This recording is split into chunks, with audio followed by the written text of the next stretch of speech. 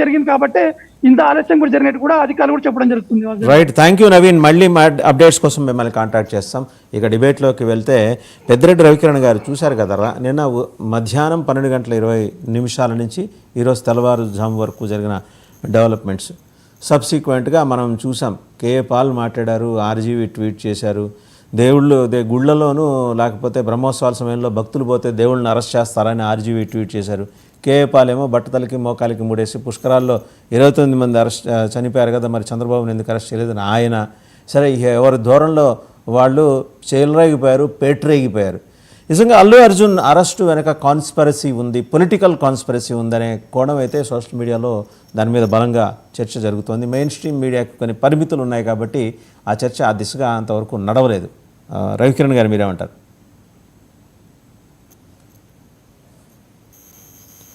రవికిరణ్ గారు మ్యూట్లో ఉన్నారండి, అన్మ్యూట్ చేసుకోండి. వాయిస్ వస్తుందండి? వస్తుంది. దయచేసి ఎక్కువ అది లేకుండా కొంచెం చూడండి పీసీఆర్ గారు. వాయిస్ చెక్ కూడా ఆల్రెడీ చెప్పానండి. అలాగే సార్.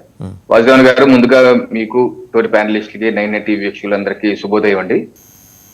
అల్లు అర్జున్ గారు ఎట్టకేలకి ఈ రోజు పొద్దున చెంచల్గూడ జైలు నుంచి విడుదల కావటం ఆనందదాయకం.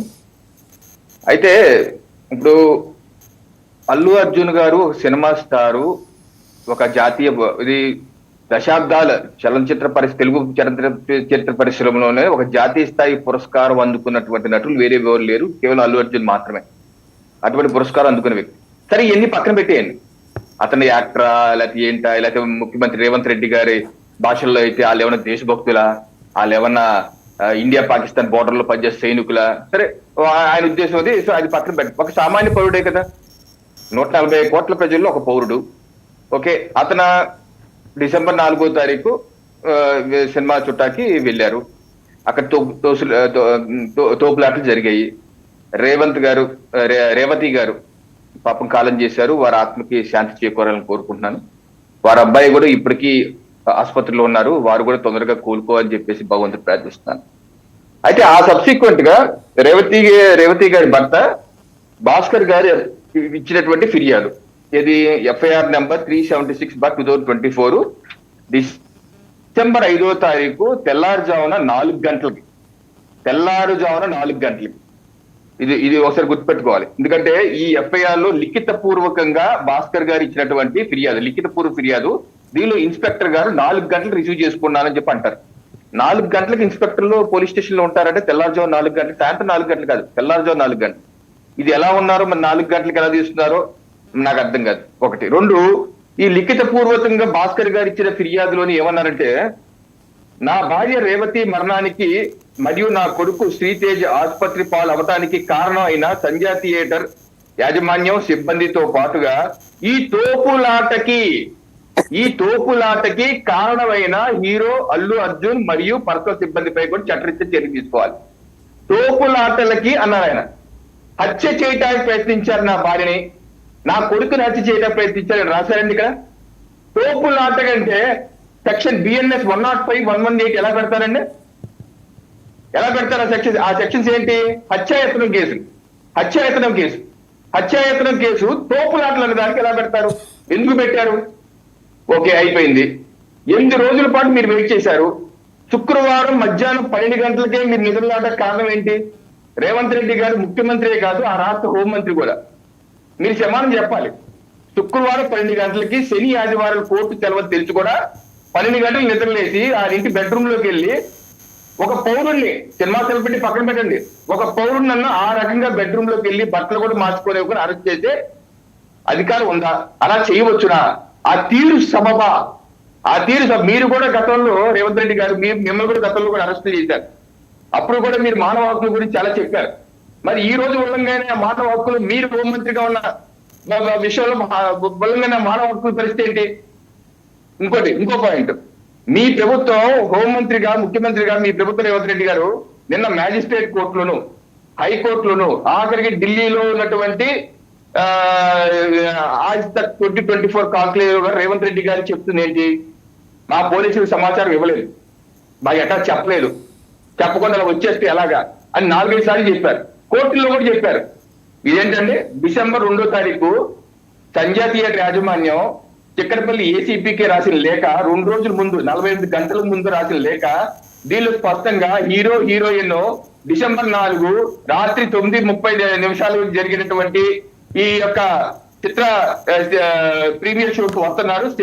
మీరు బందోబస్తు ఇవ్వండి అని అడిగారు లేదా? స్పష్టంగా అడిగారు కదా ఇక్కడ. మీరు ఎక్నాలజ్మెంట్ కూడా ఇచ్చారు కదా, ఏసీపీ గారు సంతకం కూడా పెట్టారు కదా ఎక్నాలజ్మెంట్ ఇస్తూ. మరి ఎందుకని అబద్ధాలు చెప్తున్నారు పోలీసులు? ఎవరి వైఫల్యం? ఒకవేళ మీరు భద్రత కల్పించలేకపోతే మీరు చెప్పాల్సింది లిఖిత పూర్వకంగా మీరు ఇచ్చారా? మీరు రావద్దు, మేము భద్రత ఇవ్వలేము, వస్తే కనుక కాన్స్టిట్యూషన్ మీదే అని ఇస్తే ఆయన వస్తే మీరు తప్పట్టాలి. అలా వచ్చినా మీరు అతను ఇంట్లో ఆపేయచ్చు. మీకు భద్రత ఇవ్వలేమని చెప్పినప్పటికీ మీరు ఎందుకు వస్తారో ఇంట్లో ఆపేయచ్చు కదా. మీరు ఏమి చేయకుండా ఎక్నాలజ్మెంట్ తీసుకున్న 2 రోజుల ముందు నేను అడుగుతున్నా రేవంత్ రెడ్డి గారు, ఆ చనిపోయారు ఎవరు బాధ్యత చేస్తారు? ఎవరు బాధ్యత చేస్తారు? మిమ్మల్ని బాధ్యత చేస్తారు. మీరే హోంమంత్రి, మీరే బాధ్యత, మీరే చేయగలగాలి. మీ ఏసీపీలు అబద్ధాలు చెప్తారా? మాకు చెప్పలేదని కోర్టులో అబద్ధాలు చెప్తారు. జడ్జి గారు అడిగారు నిన్న, జస్టిస్ శ్రీదేవి గారు కోర్టులో చాలా స్పష్టంగా అడిగారు, మీకు పర్మిషన్ కి లెటర్ ఇచ్చారా ఇవ్వలేదా అంటే ఈ లెటర్ చూపించారు అల్లు అర్జున్ తరఫున న్యాయవాదులు. మరి ఇందాక దాకా మీరు మరి మాకు లెటర్ ఇవ్వలేదన్నారు, మరి లెటర్ ఉంది, ఎక్నాలజ్మెంట్ కూడా ఉంది, మీరేం చెప్తారు సమాధానం అంటే నీళ్ళు నవ్వినారు పబ్లిక్ ప్రాసిక్యూటర్. అప్పుడు జడ్జి గారు ఏమన్నారంటే తెలుసా, ఇది Arnab Goswami versus state of Maharashtra case ఉట్టంకిస్తూ ప్రభుత్వం తన యొక్క దమనకాండని, తమ యొక్క చట్టాన్ని ఒక వెపన్ గా అంటే ఒక ఆయుధంగా ఉపయోగించుకుని పౌరుల యొక్క స్వేచ్ఛ, రాజ్యాంగ అధికరణ 21 పౌరులకు స్వేచ్ఛ ఇస్తుంది.